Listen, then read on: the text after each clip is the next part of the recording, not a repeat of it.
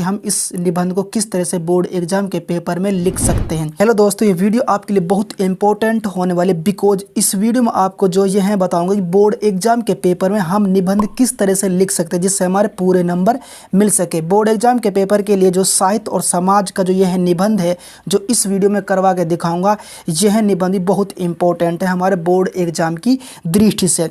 Board exam के paper में जो है 4 ऐसे निबंध जो हर बार बोर्ड एग्जाम के पूछे जाते हैं, जैसे कि यहाँ पर मैंने लिख भी रखे हैं जो हर बार बोर्ड एग्जाम पेपर में आते। जैसे कि यहाँ पर है प्रदूषण की समस्या व समाधान, नेक्स्ट है मेरे प्रिय कवि, नेक्स्ट है बेरोजगारी की समस्या, और अंत में यानी कि चौथा है साहित्य और समाज दर्पण है। एक बात आपको नोट करना है, प्रदूषण की समस्या व समाधान यह निबंध, मेरे प्रिय कवि और बेरोजगारी की समस्या, ये तीनों निबंधों की मैंने वीडियो ऑलरेडी बना रखी है। वीडियो के नीचे डिस्क्रिप्शन में लिंक मिल जाएगा, वहां पर जाकर आप देख सकते हैं। चौथा निबंध जो है साहित्य और समाज दर्पण है, जिसे साहित्य और समाज के नाम से भी जानते हैं, यह मैं इस वीडियो में कवर करके दिखाऊंगा।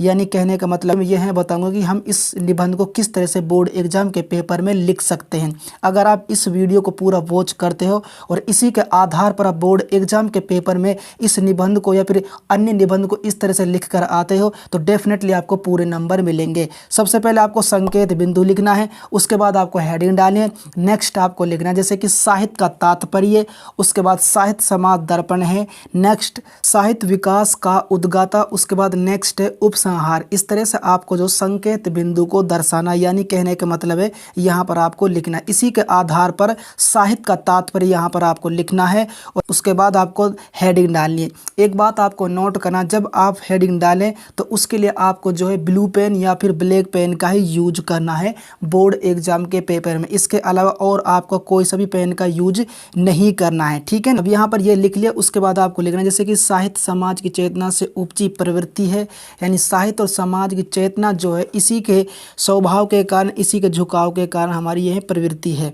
समाज व्यक्तियों से बना, यानी कि समाज जो किससे बना, व्यक्तियों से, और साहित्य समाज की सृजनशीलता का प्रतिरूप है। यहाँ तक लिख लिया ना। उसके बाद नेक्स्ट लिखना जैसे कि साहित्य का शाब्दिक अर्थ है जिसमें हित की भावना सन्निहित हो, यानी किसकी भावना हो, हित की भावना सन्निहित हो, ठीक है, क्लियर। नेक्स्ट आपको लिखना है साहित्य और समाज का संबंध बहुत घनिष्ठ है, यानी कहने का मतलब बहुत गहरा है। इस तरह से आपको साहित्य का तात्पर्य लिखना है। अब यहाँ पर ये पॉइंट क्लियर हो चुका है। उसके बाद नेक्स्ट पॉइंट या नेक्स्ट टॉपिक लिखना साहित्य समाज का दर्पण, और यह टॉपिक आपको इस तरह से यहाँ पर लिखना, और उसके बाद यहाँ पर भी हेडिंग डालनी है। देन आपको लिखना जैसे कि साहित्य और समाज के बीच अत्यंत घनिष्ठ संबंध है, यानी जो साहित्य और समाज है इनका अच्छा संबंध है, ठीक है। साहित्य समाज का प्रतिबिंब है, जनजीवन धरातल पर ही साहित्य का निर्माण होता है, यानी जनजीवन धरातल पर ही किसका होता है, साहित्य का निर्माण होता है। समाज की समस्त वे सारी शोभा उसकी समृद्धि मान मर्यादा का साहित्य पर जो है अवलंबित है, यानी जितनी भी समाज में समस्त सारी शोभाएं जो हैं उसकी समृद्धि मान मर्यादाएं ये सभी जो किस पर हैं, साहित्य पर हैं, ठीक है, क्लियर यहाँ तक। उसके बाद आपको नेक्स्ट यहाँ पर लिखना जैसे कि यहाँ पर मैंने लिख रखा है ऑलरेडी, समाज में व्याप्त रूढ़ियों और आडंबरों को दूर करने में साहित्य का महत्वपूर्ण स्थान है, या जितनी भी रूढ़ियाँ जो होती हैं आडंबरों को दूर करने के लिए जो साहित्य का जो एक इम्पोर्टेंट स्थान है। साहित्य समाज का दर्पण होने के साथ मार्गदर्शक भी होता है, यानी साहित्य समाज एक दर्पण है, उसके साथ साथ जो मार्गदर्शक भी है, जो समाज को दिशा प्रदान करता है, यानी जो समाज होता है उसको दिशा प्रदान करता है। अब यहाँ पर साहित्य समाज का दर्पण यह पॉइंट क्लियर कर दिया, यह टॉपिक क्लियर कर दिया है। उसके बाद चलते हैं नेक्स्ट टॉपिक की तरफ, और वह टॉपिक है साहित्य विकास का उद्गाता। यहाँ पर भी हेडिंग डाल देना। देन आपको फिर लिखना जैसे कि साहित्य द्वारा संपन्न सामाजिक और राजनीतिक क्रांतियों के उल्लेख से तो विश्व इतिहास भरा पड़ा है, ठीक है ना, तो यहाँ तक ये लिखना। उसके बाद नेक्स्ट आपको लिखना जैसे कि यहाँ पर मैंने ऑलरेडी लिख रखा, जैसे कि संपूर्ण यूरोप को गंभीर यूरोप से अवलोकित कर डालने वाली फ्रांस की राज्य क्रांति 1789 ईस्वी में काफ़ी हद तक रूसों की सामाजिक अनुबंध नामक पुस्तक के प्रकाशन का ही परिणाम थी। यानी जो 1789 में जो क्रांति जो हुई थी, फ्रांस की राज्य क्रांति, काफ़ी हद तक रूसों की जो सामाजिक अनुबंध नामक पुस्तक के प्रकाशन का ही परिणाम थी। क्लियर। नेक्स्ट आपको लिखना है, जैसे कि यहाँ पर मैंने लिख रखा है, कबीर, तुलसीदास, निराला, प्रेमचंद जैसे साहित्यकारों ने पूरी सामाजिक व्यवस्था की नई सार्थक एवं रचनात्मक दिशा दी। रचनात्मक की कोई सीमा नहीं है। ठीक है, इस तरह से आपको यहाँ पर यह लिखना है। उसके बाद लिखना आपको नेक्स्ट टॉपिक, वह टॉपिक है उपसंहार, जो इसका लास्ट टॉपिक है इस निबंध का। वास्तव में समाज और साहित्य का परस्पर अन्योन्याश्रित संबंध है।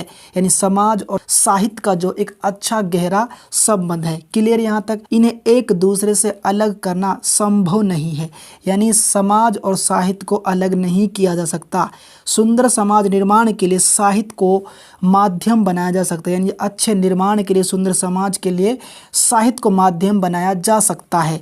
यदि समाज स्वस्थ होगा तभी राष्ट्र शक्तिशाली बन सकता है। तभी जो राष्ट्र या फिर जो है देश शक्तिशाली या पावरफुल बन सकता है साहित्य के अकॉर्डिंग। ठीक है, अब यहाँ पर उपसंहार क्लियर कर दिया है। यानी कहने का मतलब है सारा टॉपिक इस वीडियो में साहित्य और समाज के क्लियर कर दिए हैं। अगर आप इस तरह से बोर्ड एग्जाम के पेपर में लिख कर आए तो डेफिनेटली आपको पूरे नंबर मिलेंगे। बात आपको नोट करना, अगर आपने जो है मोस्ट इम्पोर्टेंट जीवन परिचय की वीडियो नहीं देखी है, इसके अलावा जो गद्यांश और पद्यांश की मोस्ट इम्पोर्टेंट वीडियोस नहीं देखी, जो हमारे बोर्ड एग्जाम की दृष्टि से वेरी इंपॉर्टेंट वीडियोस हैं, तो वीडियो के नीचे डिस्क्रिप्शन में लिंक मिल जाएगा, वहां पर जाकर आप चेक कर सकते हैं या फिर देख सकते हो। ठीक है ना।